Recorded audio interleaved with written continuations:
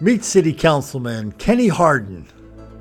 Hardin's one of the big shots down in a city called Salisbury, which is outside of Charlotte, North Carolina. Kenny's got a problem. Black crime, he doesn't call it that. Black crime in his town is wildly out of control. Lots of shootings, lots of murders, lots of home invasions, lots of robberies. You know the drill. Kenny Hardin can't figure out what to do. So he's asking for outside help. Do you suppose we could give him a few suggestions? Let's run through a few videos here first just to see what we're talking about, not just of Salisbury, but places near Salisbury and that part of the world. Justin bond denied for a 17-year-old involved in the brutal attack and armed robbery of a Rock Hill mother. Jeremichael Davis is facing several charges tonight. If convicted, he could spend the rest of his life in prison. NBC Charlotte's Billie Jean Shaw was in the courtroom today and joins us with more details. Sarah, today in the hearing, there was no lawyer or family members present on behalf of the 17-year-old. It was something that visibly shocked the judge. However, the victim in this case sitting through the entire hearing, reliving the moments she almost died. While neighbors on Winthrop Drive were sleeping early Thursday morning, police say Jermichael Davis, Zion Crosby, and another wanted teen were breaking into their cars. But when they got to this house, the homeowner was awake. She saw a light on that usually wasn't on. When she went to check it out, she was confronted by several young men. I think she resisted a little bit, and then one of them beat her with a pistol. These photos revealing the scary details of what the 46-year-old mother endured as she was attacked, her shirt drenched in blood from being beaten. The offender took the gun and beat her in the head a couple times, and it's a wonder she didn't get knocked out. One of the suspects, Jermichael Davis, appearing in court today. He's facing 10 charges, including criminal conspiracy and first-degree burglary. Your bond is denied. So your bond's denied on that charge, it's denied on all the charges. The 17-year-old now facing life in prison. Meanwhile, the search continues for 2 suspects, one of them identified as Zion Crosby. Police believe he was the one who beat the victim. It's pretty brazen what these young men did, and we hope to get Mr. Crosby soon. Now to breaking news. We now know the name of the man accused of stabbing a Little Caesars Pizza manager in the neck. Hakeem Ratcliffe is charged with assault with a deadly weapon. It happened around 1:30 on Eastway Drive. Employees told us the man walked in and started arguing with the manager before stabbing him in the neck, back, and arm.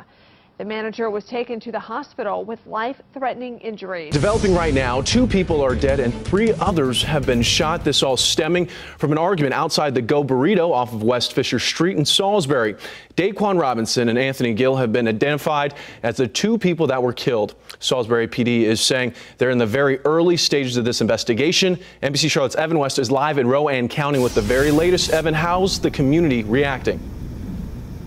Well, I just spoke to a man who was shocked that this shooting happened some 20 yards away from Main Street. Not something that happens a lot in downtown Salisbury. Now, police say that the incident occurred around 2:15 this morning. Upon arrival, they found 22-year-old Daquan Robinson dead.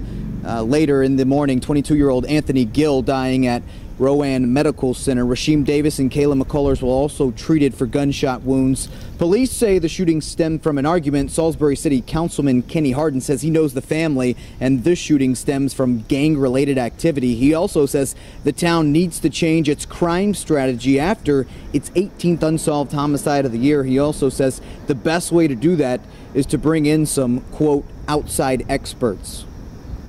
We have to acknowledge we have a gang problem. We have a drug problem.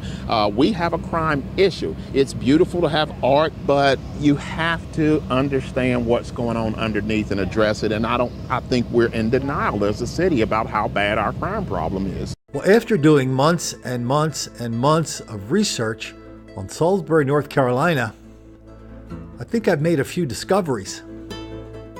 Well, Councilman Hardin, there appears to be at least one person, maybe more people in Salisbury, Maryland, who are going around telling black people they are relentless victims of relentless white violence and racism all the time, everywhere. That explains everything. especially why cops are always arresting black people for no reason whatsoever. Now, this has given a lot of black people in Salisbury, Maryland, and in Charlotte too, we saw that last summer, the impression that they are not responsible for their own actions. It's not their fault whatever they do. They feel like they all have a get out of jail free card for whatever they feel like doing. Whether they pull a gun out at a little restaurant, or whether they bust into somebody's home during a home invasion and beat the hell out of the woman, it's all like, what, me? I didn't do it. And here's my second startling discovery down in Salisbury, Maryland. I think I even figured out the guy who's doing it. Yes, it's you, Councilman Hardin. You're the one that every time there's a Black Lives Matter rally, you're the one showing up, reminding everybody that, oh yeah, white people really suck and black people really have it difficult. And that's why this is all happening. That's why police are getting shot. It's because of white racism. And when we see some of the fellas breaking into cars, breaking into homes, shooting each other, we know the reason behind that too. There's no jobs. There's no job training programs. There's no nothing. I mean, kids don't have anything to do. There's no midnight basketball. There's no nothing. So what other choices do the kids have besides breaking into a car, besides shooting each other, because everybody knows that? See, that's one of the problems of being a member of a protected class. Oh yeah, that's what they call black people in most large cities when you apply for a job. You are a member of a protected class. So you get special things. Anyway, one of the problems about being a member of a protected class is you don't get challenged. So you say dumb things all the time, and you think nobody's ever reflecting back on you that they're dumb, because you're a protected class, and to let you know how idiotic the things are that you say and believe in, well, that would violate the rules of dealing with a protected class. Well, that's what we have here with Councilman Hardin. I've dealt with lots and lots of city councilmen all over the country, big ones, small ones. There's some really good ones out there, guys who just show up, girls who show up with their little suitcase, go to the council meeting, make sure the cops get paid, the mayor gets paid, trash gets picked up, streets get swept, swimming pools are open, and they go home. Nobody makes a big deal about it, no drama. But with councilmen, but if you're lucky, that's the majority on your city council. But if you don't have that on your council, you know it, because there's always drama at the council.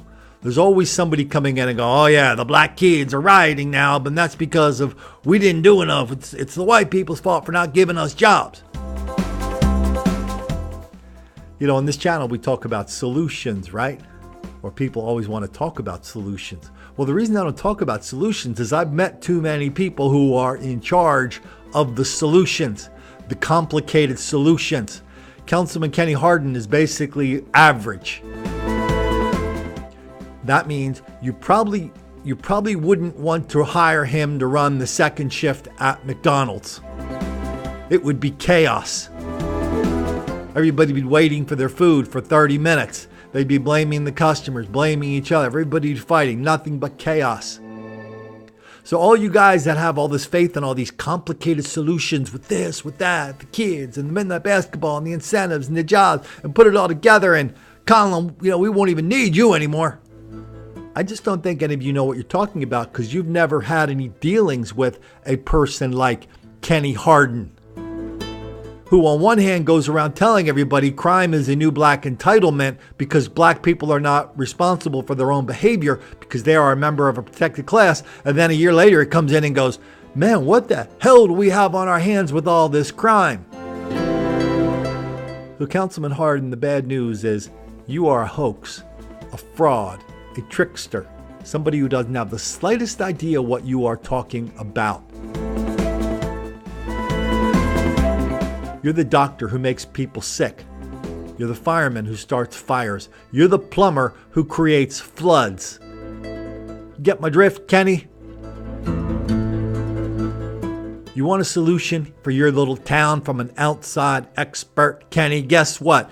The people on this channel and I are going to be as good as you get anywhere.